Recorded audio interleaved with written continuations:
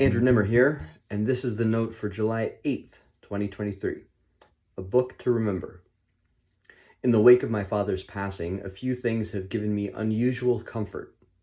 Doing the dishes after a shared meal with my mom, listening to really good, clean comedy, thanks Drybar, winning a game of solitaire, and finding and reading books my dad would have enjoyed. I realized this latter example to be true by way of indulging a habit I had when I was young. I was no older than 14 when I first began visiting the book section at Costco. While my parents would be taking care of the essential grocery shopping, I would take a personal detour. "I'll be right back," I'd explain as I rushed towards the center of the warehouse. My parents knew exactly where I was going and for what purpose. Located in the center of the warehouse and spanning the width of the aisle, the book section at Costco feels like a condensed Barnes & Noble's. Stacked across a long, flat table, books upon books stare up at the fluorescent lighting. They create a unique topography. Like a giant peering over the tops of buildings, one can scan all the book covers at once. There are books representing almost every possible genre: paperback, novels, memoirs, current events, coffee table picture books, journals, kids' books, even bestsellers. I spent many a visit to Costco perusing the covers and bringing something home with me. There were plenty of impulse purchases, as well as real gems. It was by way of the Costco book section that I was first introduced to the work of Jim and Phil Wharton, the father and son team whose work in flexibility and strength training is a foundational part of my own physical wellness routine to this day. That purchase alone was worth all the other detours. On most occasions, I would pick up one or two books, rendezvous back with my parents, and share my discoveries. My parents gladly encouraged my reading habit by facilitating the purchase process. Things have changed since I was 14. I now visit Costco mostly alone and don't have to ask for permission to buy a book. And so it was a few weeks ago that I took the detour to the book section after checking off most of my grocery list. I walked down the aisle scanning the book covers when two books immediately caught my eye. The first was Malcolm Gladwell's most recent offering, Bomber Mafia. The second, describing a similar era, was The Splendid and the Vile by Erik Larson. Both retell stories that take place during World War II, a period of history that was of particular interest to my dad. Bomber Mafia is written in Gladwell's signature style, weaving non-fiction narrative, historical record, and thoughtful philosophical reflection, making the story of a crackpot group of early Air Force pilots, trainers, and strategists into an introspective exploration of the nature and challenges of war. The Splendid and the Vile, in turn, is a straightforward, non-fiction narrative retelling of the first year of Winston Churchill's term as Prime Minister. In it, Larson pieces together diary entries and historical record, placing you in the midst of the action. Both books made me cry. Is there anything to learn from war? While covering a lot of ground, the Bomber Mafia essentially centers around two individuals, Haywood Hansel and Curtis LeMay, who embody two very different ideas while operating in similar capacities during the war.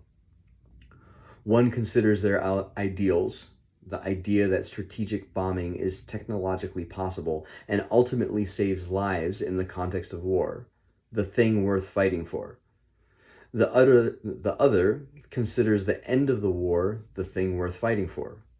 Any ideal of means a secondary consideration.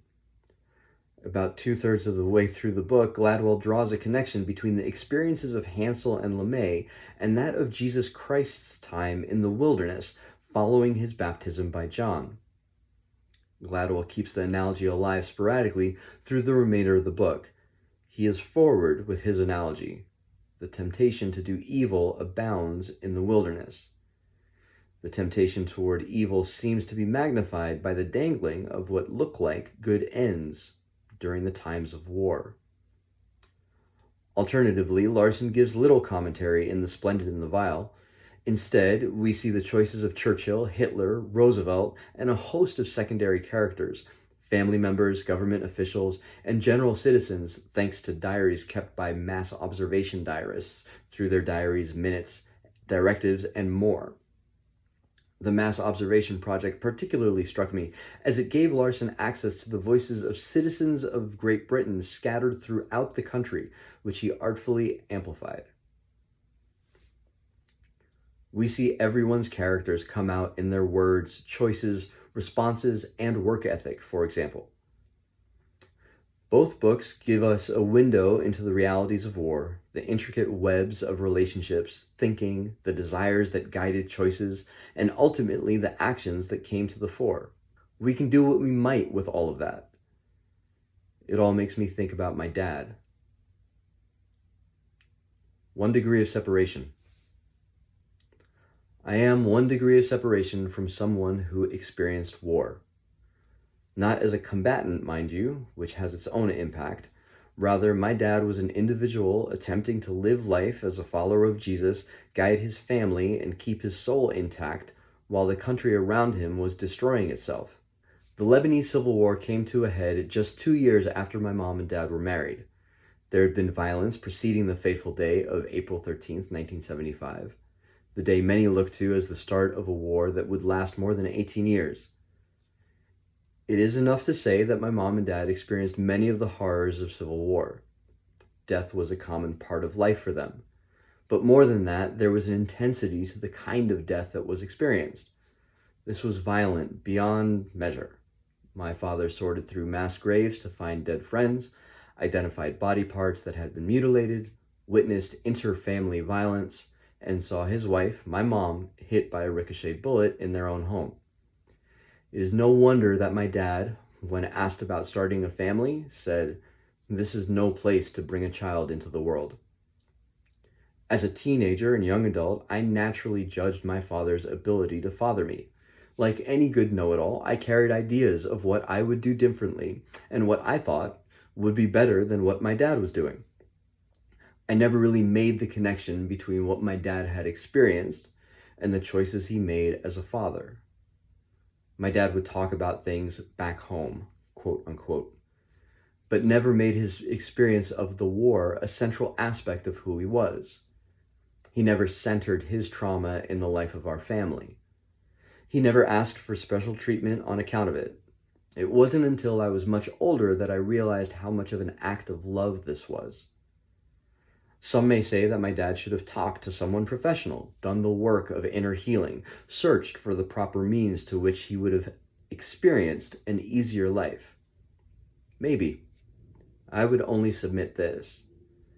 My dad took to his inner battles in the same way Curtis LeMay fought in the Pacific Theater.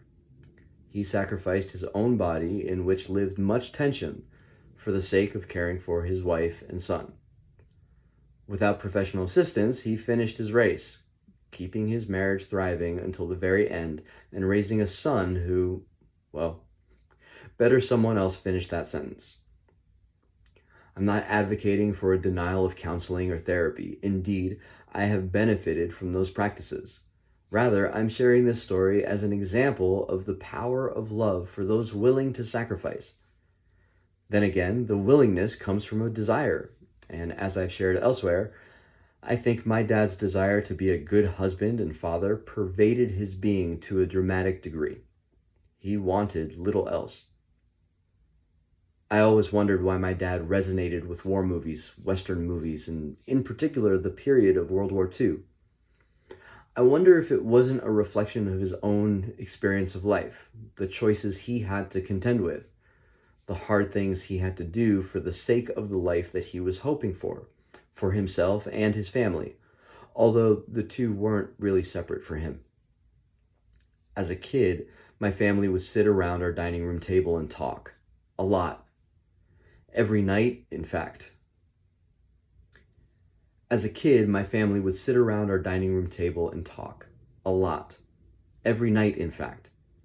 The conversations would meander organically from the activities of the day, global politics, and the ramifications of individual, communal, and institutional formation. How everything was becoming how it was becoming. Much in the same way Gladwell's book draws out grander themes from the story of a group of pilots. Our conversations made the different areas of life intrinsically connected. I took to this kind of thinking. My mind would easily wrap itself up in it. But then there was the other side of life, the practice. My dad and I would play together, share activities. I wish I had made myself more available for more of this, and generally get a kick out of one another.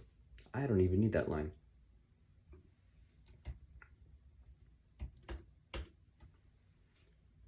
My dad and I would play together, share activities, and generally get a kick out of one another. As in Larson's book, sometimes a life is made most clear by the activities that life has expressed. In my dad's case, I consider it a miracle that someone who experienced what he did was able to express so much joy, love, self-composure, gentleness, and kindness. He wasn't perfect, but he contended with the ideals of means and the realities of the wars he dealt with and made the best choices he could. Who I have become is in large part because of the many choices my father and mother, of course, made and the tools and experiences they facilitated for me to have.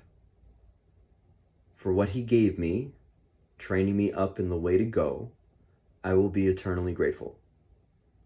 With my dad gone, I feel a little more alone in the choice-making matters of my own life. I feel a little less protected, even a little less looked after. These are not necessarily bad things or even realities, but rather sensations. My dad was a formative character whose absence leaves a hole in the day, after all. As life moves forward, sometimes it helps me to remember a particular part of who my dad was. Remembering a wonderful part of my dad through these books was an unexpected and sweet experience.